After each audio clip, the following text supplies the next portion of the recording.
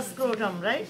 They were in the scrotum, and what we did, we tried to see these are the spermatic cords. This is what you need to first look at them, and then I kept cutting the scrotum little bit, and I pulled the testes out. Okay, this is how I put the testes in the abdominal cavity so that we can cut the pelvis now.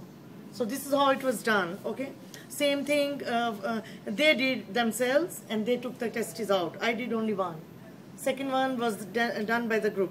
Okay, now from the testes you need to this is how they will come, and you need to remove the covering of these testes to see two structures in this, and this is what they did on this testes. Can you see now? This is the testes, and can you see this cap-like structure, which is called epididymis? We are going to talk about it in our chapter 23 next week. Okay, can see that? Oh, and this holds. Now if I am putting the pin here, this is testes. If I am putting the pin here, then it will be the epididymis. If I am putting, and then I am going to keep it like this, and if I am putting the pin here, then it is the spermatic cord. Spermatic cord. And then when spermatic cord goes inside the body cavity, it goes through a canal which is present in the abdominal muscles. That canal has been cut probably, and that is called the inguinal canal. Okay, so how can you test it? No, we cannot test because we have already, yeah, I've already, so you are not going to be tested because we have already cut it. Okay, we couldn't reach the otherwise abdominal. Now, inside the abdominal cavity, you will see this spermatic cord is dividing into two parts. One is this shiny tube. Can you guys see that shiny tube?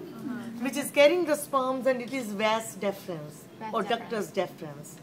And this is the blood supply, the testicular artery and the vein, and you will see it will be going to the respective parts. Okay?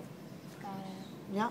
So these two, these are all membranes. This is vas deferens. This is the artery and the vein and the nerve, which is supplying to the, okay, testicular artery, testicular vein. If I'm putting a pin here, you need to say testicular artery, testicular A/V. So both are here. And this is the vas deferens. And now we are coming to the urinary part of it. This is the urinary bladder. How is it connected to the kidneys? Here are the kidneys. Both the kidneys are on. Ureter? And this is the ureter.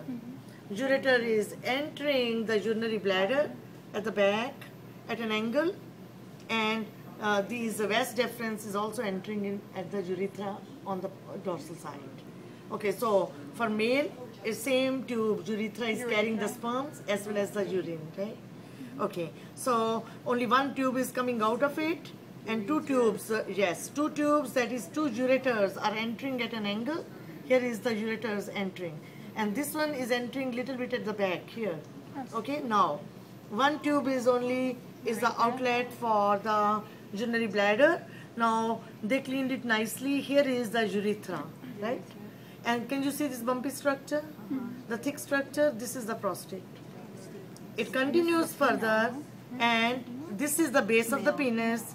Base of the penis has got more glands which are called bulbourethral glands. We didn't clean it up because you're not going to be tested on that. Okay, and you're going to be tested on the penis then. Here is the penis, here is the tip of the penis. Can you see some spikes on the tip of the penis? So when the cats copulate, they cry. Yeah, I've heard that. Yeah. So, I've heard them screaming. so this is the tip of the penis. That's not fun. That's what will be tested on that? On what? Well, that's what will be tested on? Penis, yes, but not on the spikes. Because it's not there in your lab manual. Whatever is there in your list, you're going to be tested on that. So everybody is clear about reproductive system. Now they have male cat, they've got male cat, and I expect both of them to work on it. Okay, I'm going